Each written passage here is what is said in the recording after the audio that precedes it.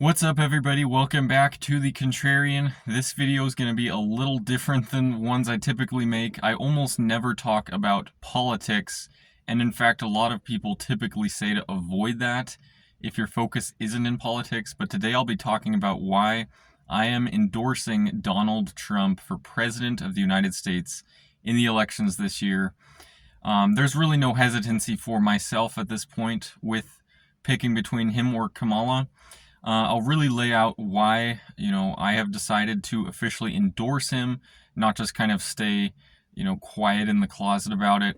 In my opinion, that's kind of what the majority of Trump voters probably do, is just they don't completely endorse him. They're not very, boastful, or they don't go out of their way to say it, of course. And if they're asked about who they're voting for, they kind of, just mumble something and try not to answer the question. But in my opinion, that's not very helpful in terms of actually helping people to understand the rationale behind why someone would support Donald Trump.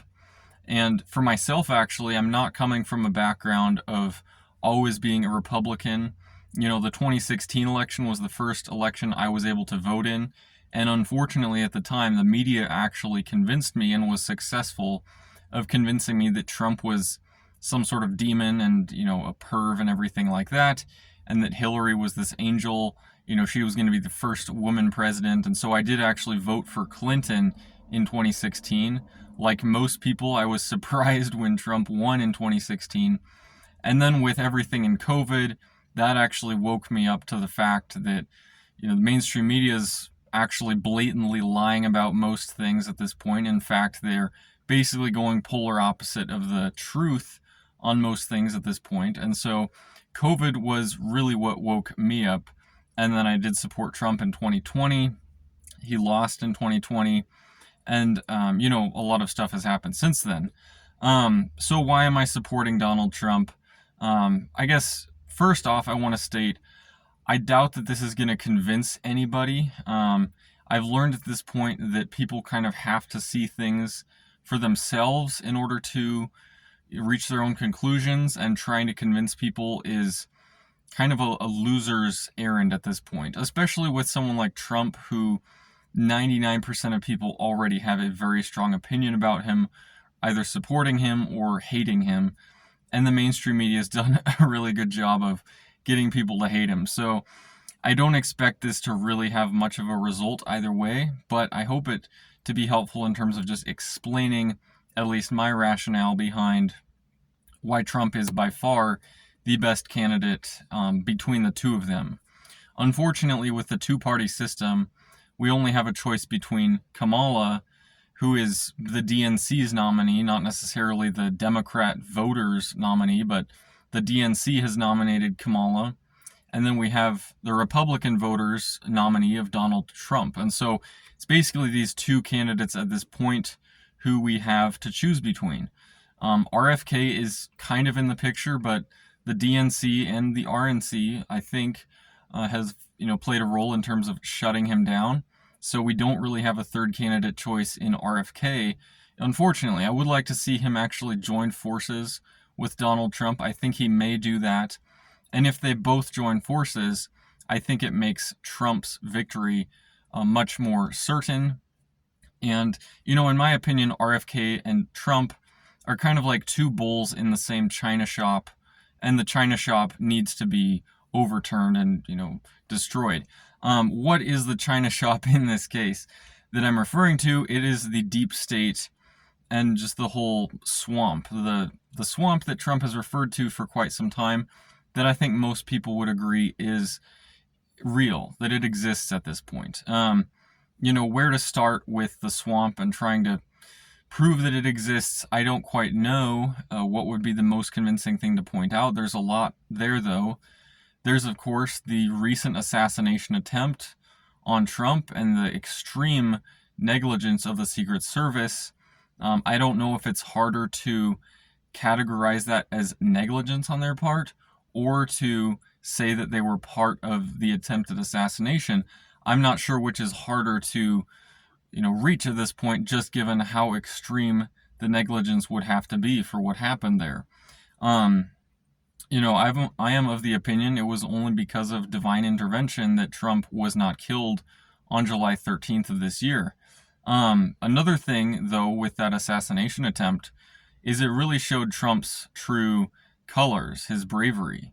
You cannot fake something like that. After a bullet has come an inch of killing you, and 5 seconds later to be back on your feet, pumping your fist, fight, fight, fight, most people would not be doing that. If they had just been shot at, Trump did fall down. I think that's part of what saved his life. His further bullets didn't hit him.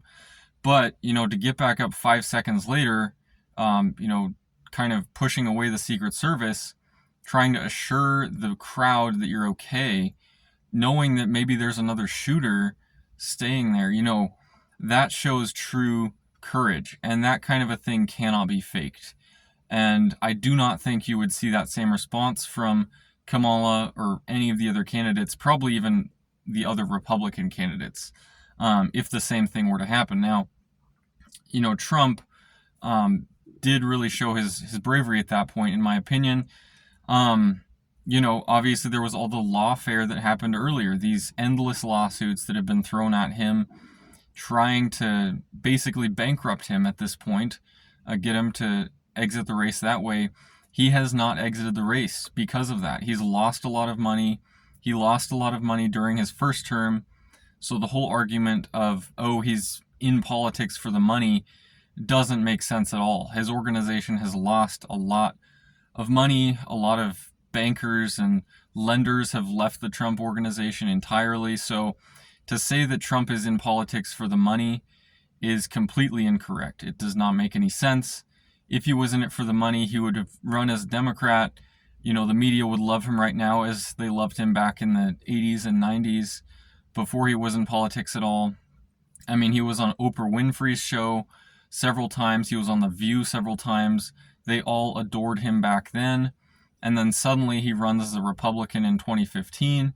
And he's discovered suddenly to be this monster, this pervert that that the media calls him. And I would say the media is kind of the big factor in the living room in terms of deciding people's opinions on Trump. Because if you trust the mainstream media at this point, with pretty much any narrative they're pushing, I don't really know what I could say that would convince you otherwise that they are liars. What major issue in the last 5 to 10 years has the media gotten correct and stuck with and been proven correct over time? I don't think there is a single issue like that they have gotten correct and that they have stayed with their convictions the entire time. I mean, COVID is the obvious example. Masks did not work. The vaccines were not safe or effective. Everything involving COVID was a huge lie. The whole reason to lock down to begin with, the forced lockdowns of schools, continuing to keep schools locked down, that was a complete lie, and they knew it. And they kept repeating that lie, trying to convince people to hate their neighbors and to hate, people who didn't want to take an experimental vaccine. So everything in COVID was a lie. Prior to that, Trump's first campaign, his first term, so many lies during that first term. I don't want to try to list all of them. The whole Russia hoax, that he was somehow Putin's puppet and Putin loved him, and that Trump was somehow benefiting from that. Lie after lie, impeachments, everything like that. Biden's first term, they've tried to cover up a lot of dirt that Biden actually has on his record. So covered up a lot of, concerns that the Biden family, actually did have a quid pro quo with Ukraine, covering up all sorts of dirt on Biden, saying that he's mentally sharp as a tack, and then suddenly turning on Biden, and then suddenly going around Kamala Harris. That's where we are right now in the mainstream media focus. But all this being said, I think the mainstream media has to be a major deciding point for people. Do they trust the mainstream media? If so, then Trump is probably not your candidate. If you distrust the mainstream media, then Trump is probably your candidate. It's probably about as simple as that. the mainstream media could be not more vehement in their hatred of Trump and actually his supporters as well. They tend to brush off his supporters as quacks, as useless people, kind of the dirt in Flyover America. And that's really not the case. There are a lot of intellectual people who do support Trump. There's a lot of people who support Trump, but just not very vocally. Kind of closet Republicans, closet Trump supporters.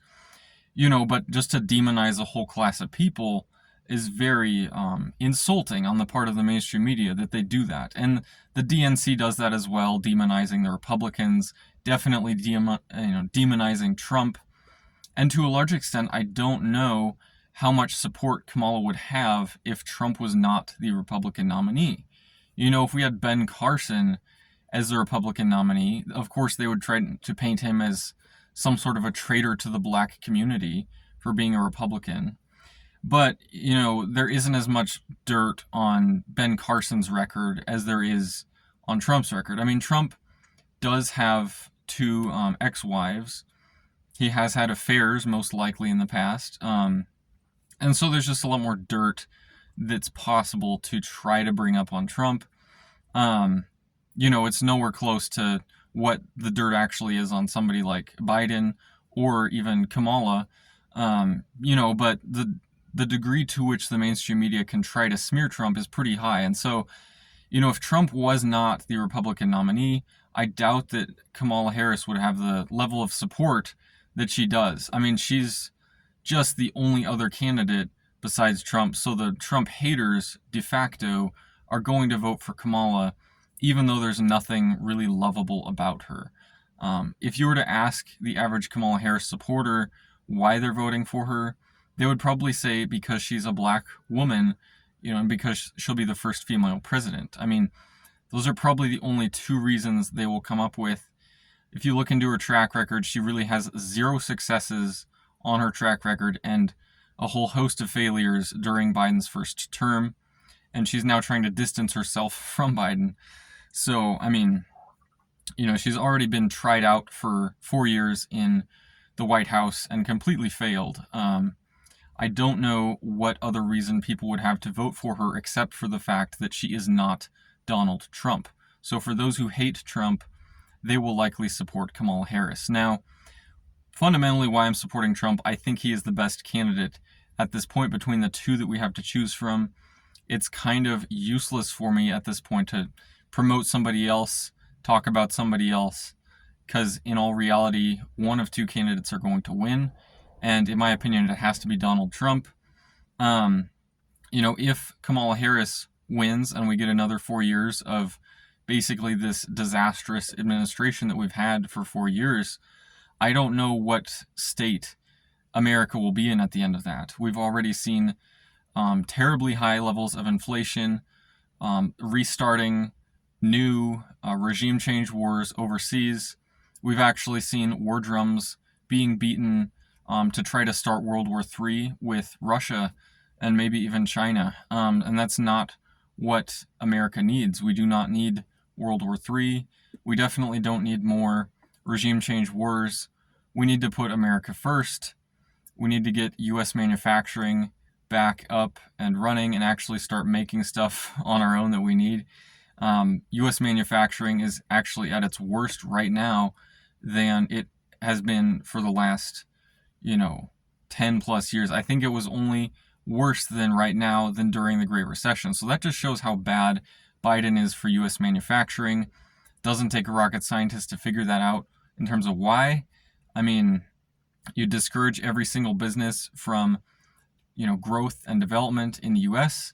They're going to go elsewhere and they're going to, export their products into the U.S. market. So economically, Kamala Harris would be a disaster, as Biden has been. And Trump actually would be a significant improvement from where the U.S. has been. I think he will be somewhat limited in his second term, but I think he will have a different perspective. In the first term, unfortunately, he was hindered with trying to be reelected in 2020.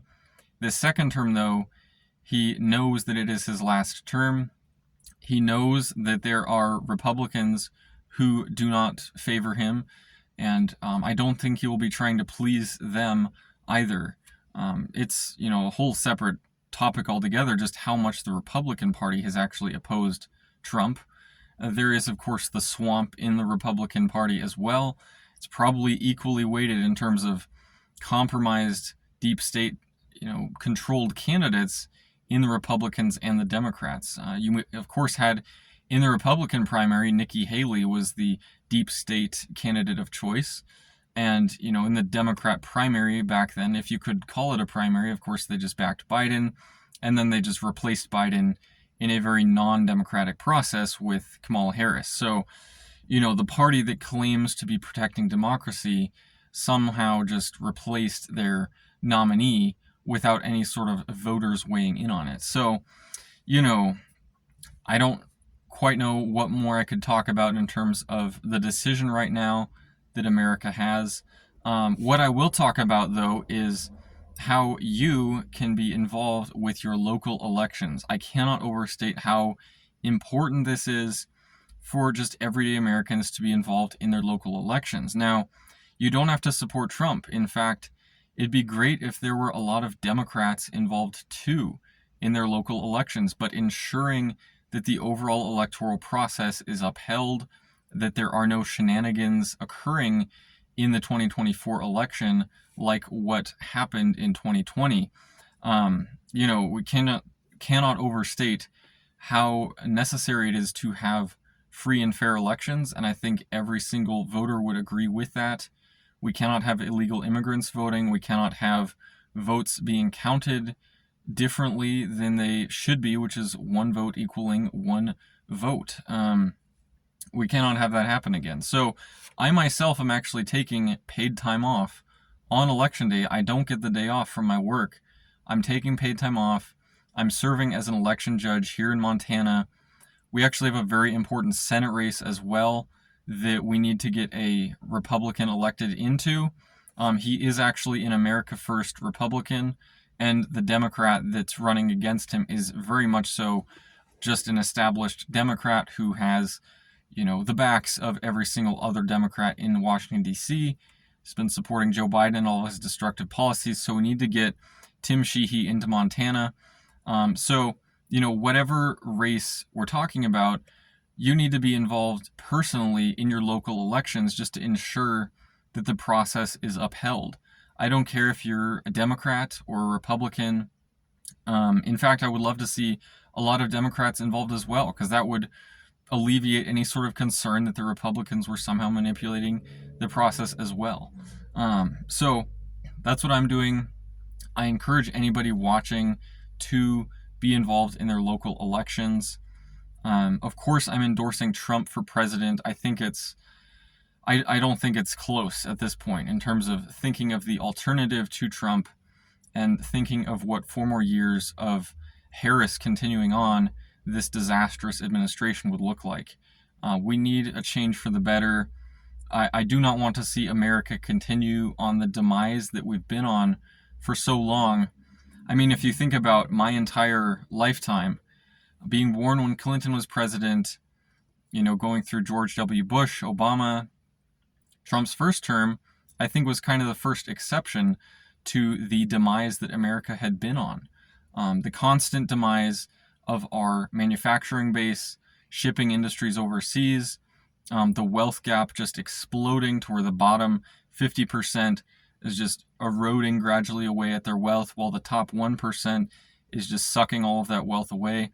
I mean, you saw the divergence of the parties as well in my lifetime. You saw the Democrat Party actually become the party of Wall Street and Hollywood and the celebrities, whereas previously it had actually been the Republican Party that was more the party of big business and everything like that. Whereas now the Republican Party, at least, Trump's version of it, is actually marketed towards the bottom, 50% of Americans who are living paycheck to paycheck, who are desperate. Inflation has been eating away at their savings. They need something to change. America needs something to change. I think Donald Trump brings that much needed change and that much needed shakeup that America needs. We do not want to become just kind of a shell company, democracy at this point, which, if you could even call the US a democracy at this point, I don't know. It seems like every single major decision that we've made as a country has not really been with the support of voters. So, I hope to be able to return that kind of level of democracy. I hope to see that return to United States. And of course, I'm endorsing Donald Trump for president. I encourage everyone out there to be involved in the electoral process. Don't just sit on the couch and become upset with the outcome. Become involved with whatever candidate you want to back. Go out there and support them. I encourage that wholeheartedly. I want every American's voice to be heard in this election, and I want it to be heard accurately. So I would love to know what all of you think about this video, this entire topic, in the comment section below. I'm sure I'll probably get some pushback against this video, but it's all worth it in my opinion. I need to make it, and I want to hear what all of your thoughts are, and I hope to see all of you again at some point.